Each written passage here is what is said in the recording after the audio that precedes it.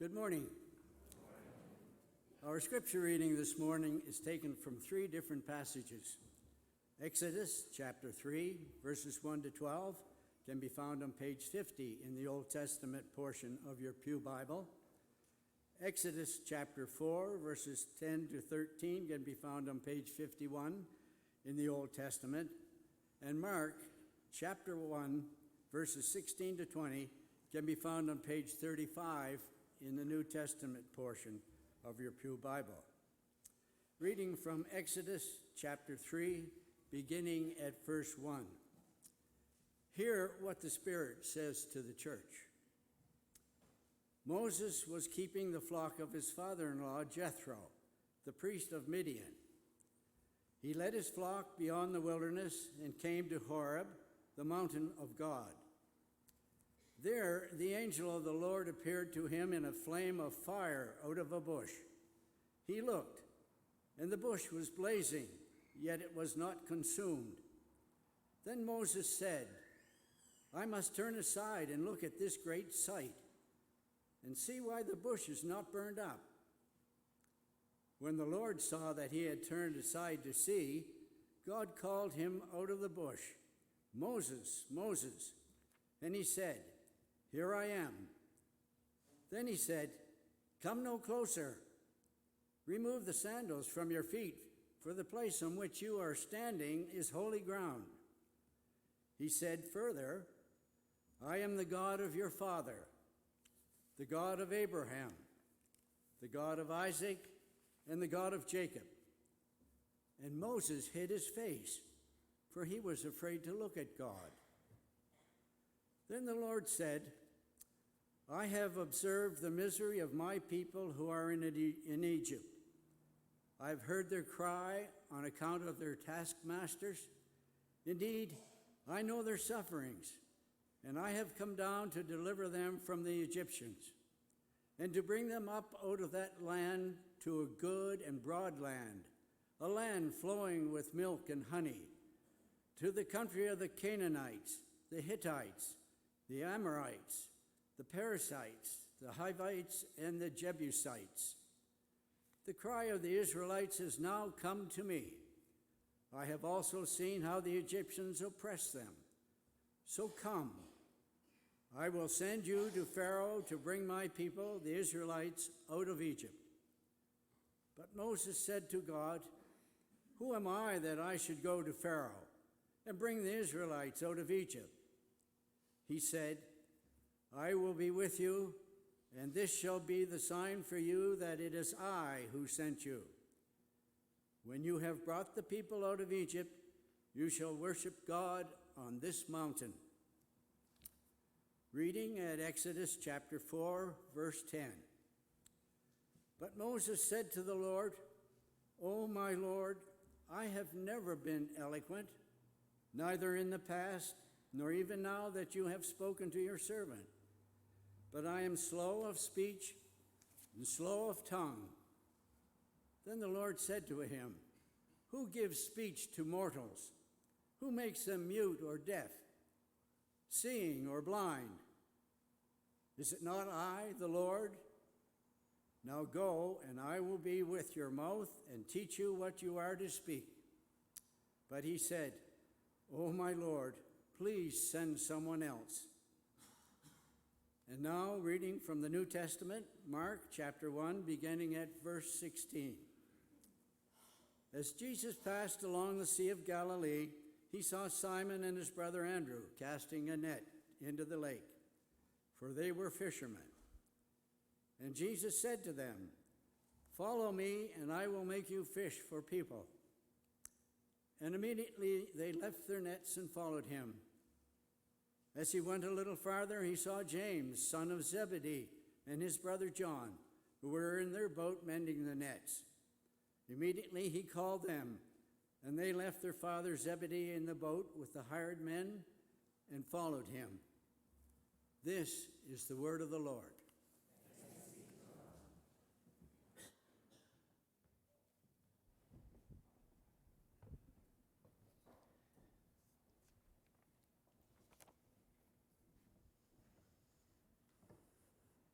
Anybody here enjoy a good summer hike? What's your favorite trail?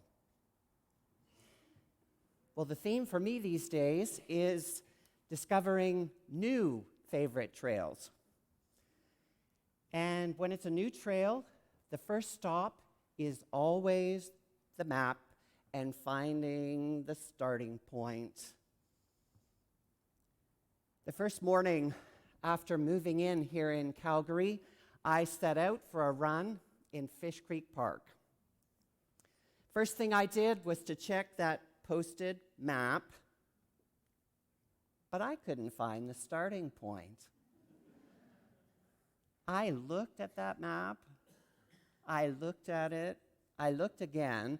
The little silver starting point to me, this newbie, it just looked to me like a screw head on the sign. Yeah. I couldn't find the starting point. Do you know how many trails and paths there are in Fish Creek Park? Yeah. And do you know how confusing and disorienting it can be when you do not have your bearings? Life itself can sometimes be like that. With all this new stuff coming at us, we need to know the starting points. Those foundational truths that orient us, support us, and give us our bearings, purpose, even our vision as we walk this journey of life. You know, and we live in an unrelenting swirl of change, unprecedented in human history, really.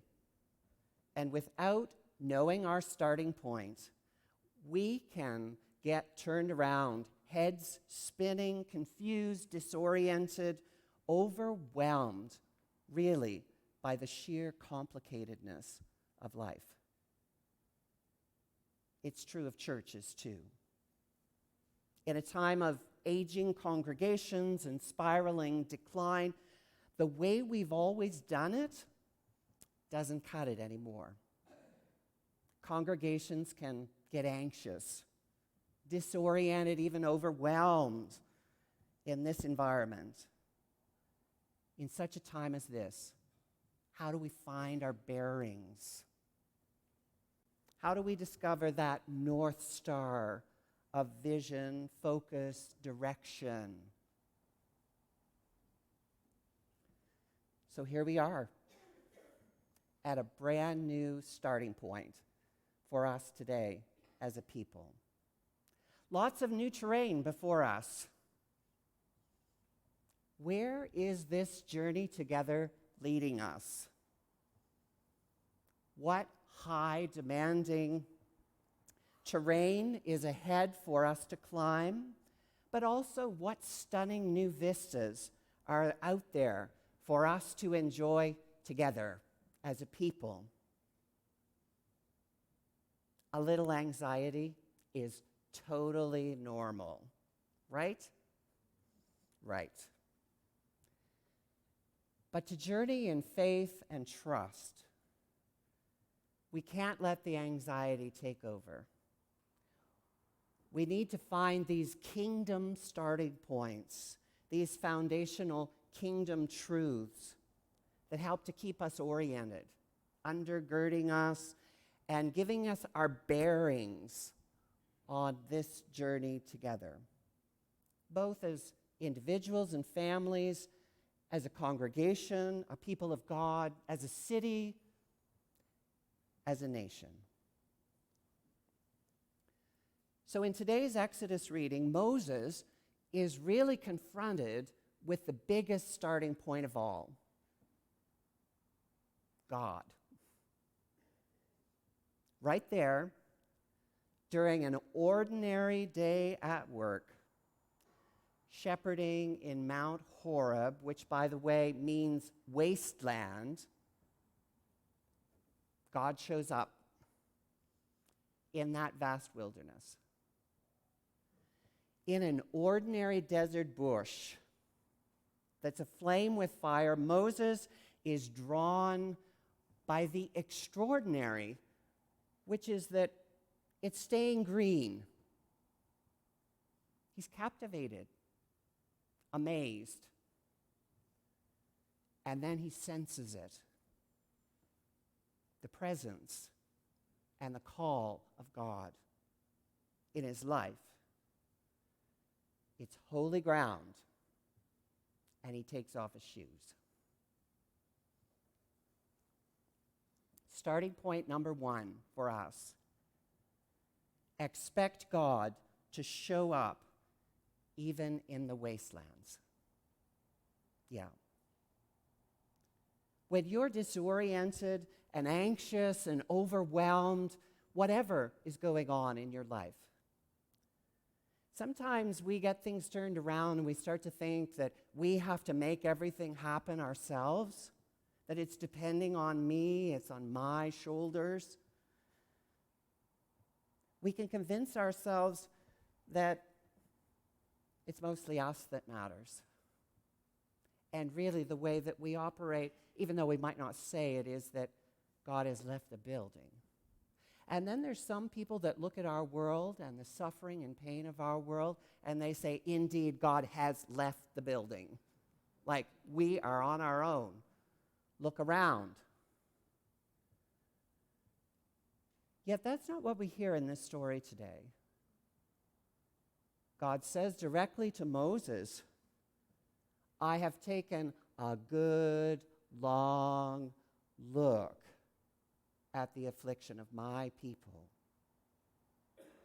And I have heard their cries for deliverance. I know all about their pain. And now I have come down to pry them loose from the grip of that Egypt and get them out to a country and bring them to a good land of wide open spaces. This is a compassionate and kind God with dreams for his people. God is not satisfied with being aloof in some heavenly realm. Jesus confirms it. God comes down to do something about our pain. And he does it with resurrection power. In a time of devastation or discouragement, we can experience that presence just in a single word of hope spoken to us sometimes. Or sometimes it can be a basket full of gifts like this in the midst of moving and chaos. It can be a text message of support or email or phone call that arrives at just the right time. It can be the healing of our deepest hurts. Or even after a difficult slog in life, a difficult climb, emerging in awe to soak in the new view from way up there. Suddenly, it's holy ground, and you know God is present. And sometimes in that moment, you can hear God more clearly than you've ever heard God before, with intentions for your life. We can expect God to show up if we're open. And number 2, we can also expect God to have a plan and a call for us. Now, sometimes that plan and call is rather different than what you've already planned for yourself.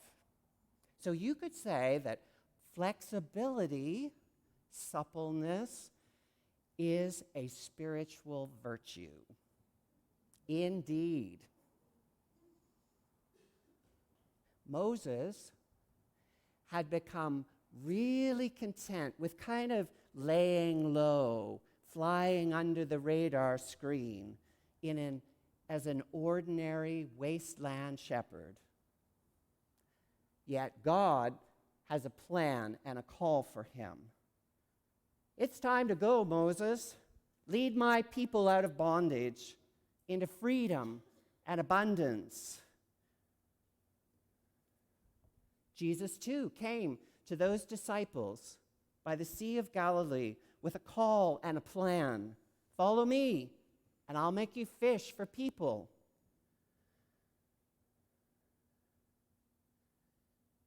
God's call and will are not always met with universal enthusiasm. Moses is actually not very excited about this call and plan. I'm not good enough for this call, God. No one will listen to me.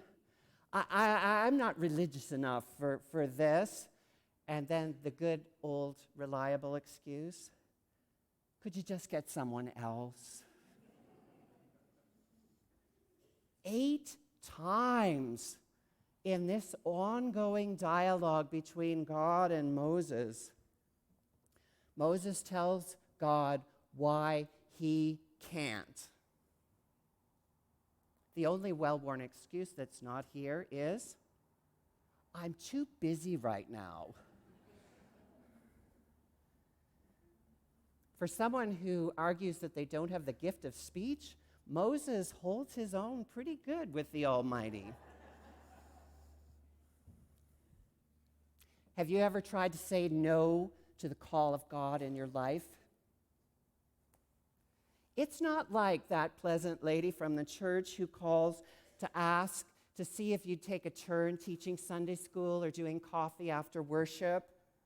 And when you say, oh, I'd love to, but look, I'm just too busy. And then she says, oh, that's okay, dear, I understand. So sorry to bother you. God doesn't give up. No. Nope. God is far more persistent than that. I can tell you this from personal experience. 5 years ago, actually, I had a call from an intermoderator here in Calgary saying, would you consider ministry at St. Andrew's Church? The job description grabbed my attention, but the timing's just not right. Calgary's a long way from Nova Scotia. No. Then about 20 months ago, I got another call. Would you consider ministry at St. Andrew's? This time, we sensed a nudging in this. And we engaged through this listening process, but no. But God doesn't give up. And neither does the search team at St. Andrew's.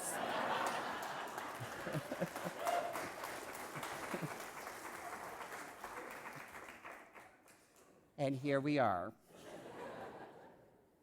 So I'm just saying, if God has a plan for you and you and you and you and you and you and you, that nudging's not going to go away. No. And it is often not the way you plan things, right? It could be completely different. Flexibility is a spiritual virtue. So what's that persistent voice asking you? What's your burning bush? What is it that keeps coming up, a challenge or a need that God is saying, think about this, keeps coming up on your radar screen. Sometimes, as Jared said, God asks pretty crazy things of us. But saying yes to God leads us to the life that's really life. Sometimes the reason that we say no to God is simply because we like to have control. We like everything to be familiar and controlled.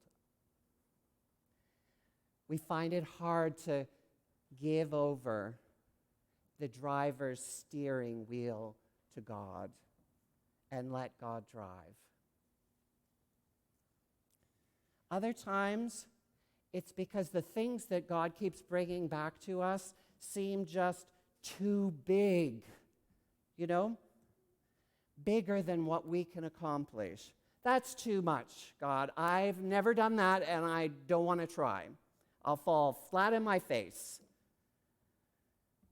Task, too great.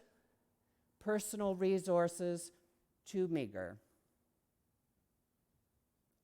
Are you aware of any place in your life where you sense that deficit right now?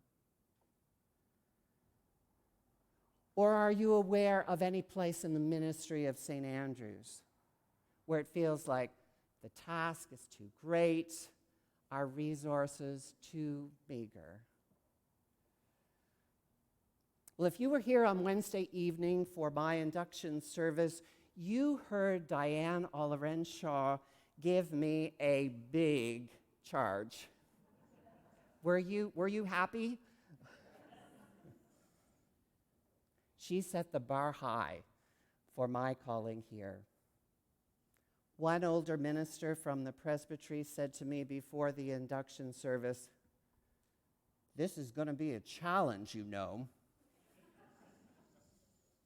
I know, and I'm okay with that. Which brings us to starting point number 3. Expect God to make things happen even when the odds are against you. Yeah.